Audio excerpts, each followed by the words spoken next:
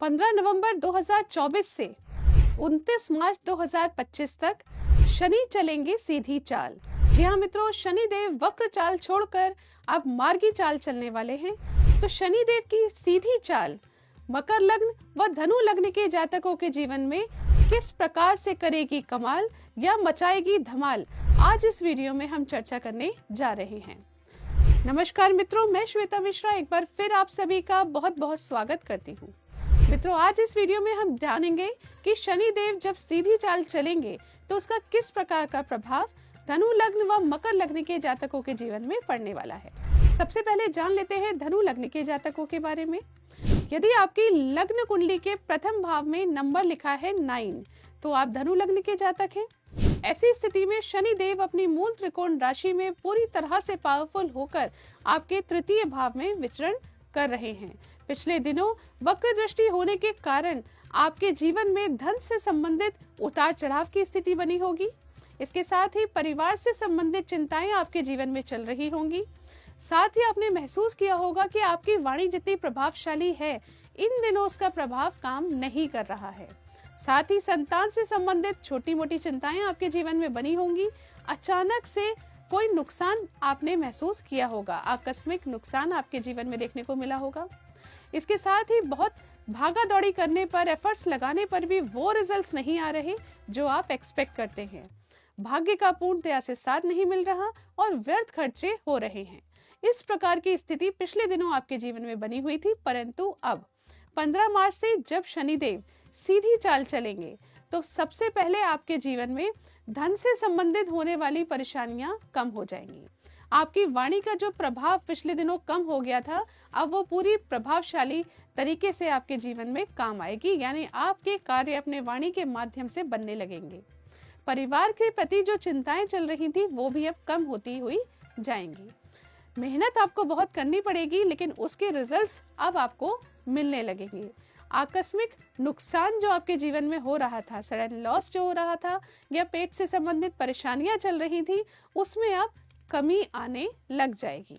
साथ ही भाग्य का भी साथ मिलने लगेगा। व्यर्थ खर्चे होंगे, लेकिन यदि आप सूझबूझ के साथ सही डिसीजन लेकर कार्य करते हैं तो वो खर्चे भी कम होने लग जाएंगे।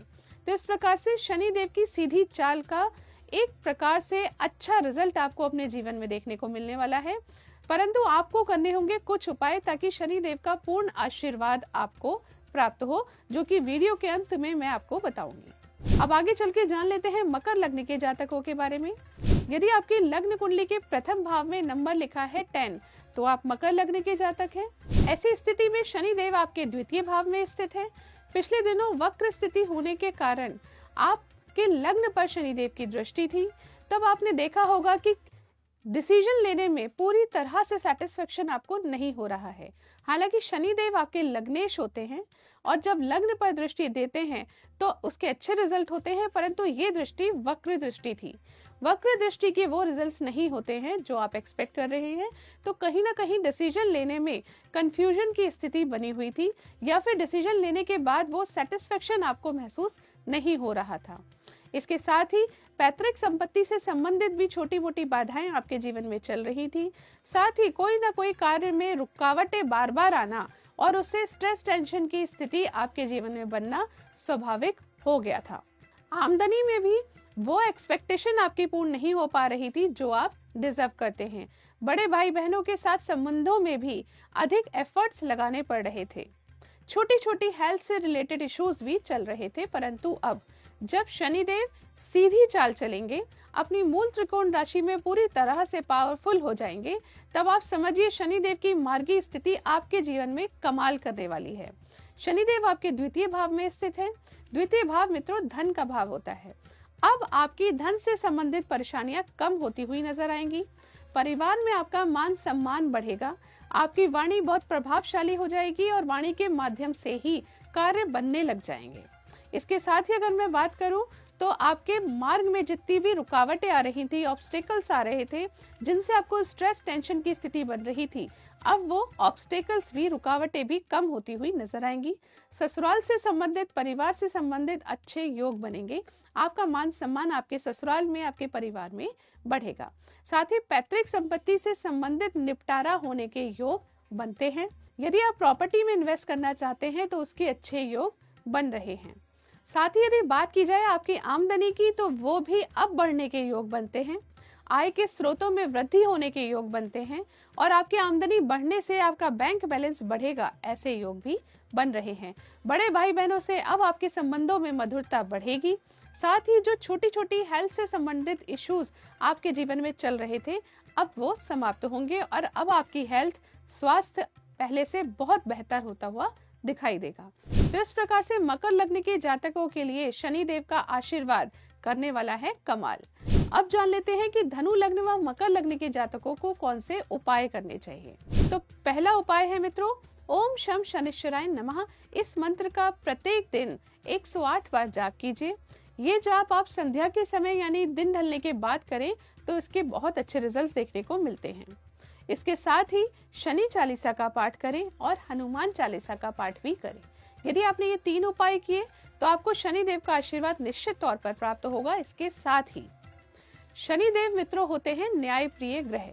आप जिस प्रकार के कर्म करते हैं उसी प्रकार के फल शनि देव आपको देते हैं।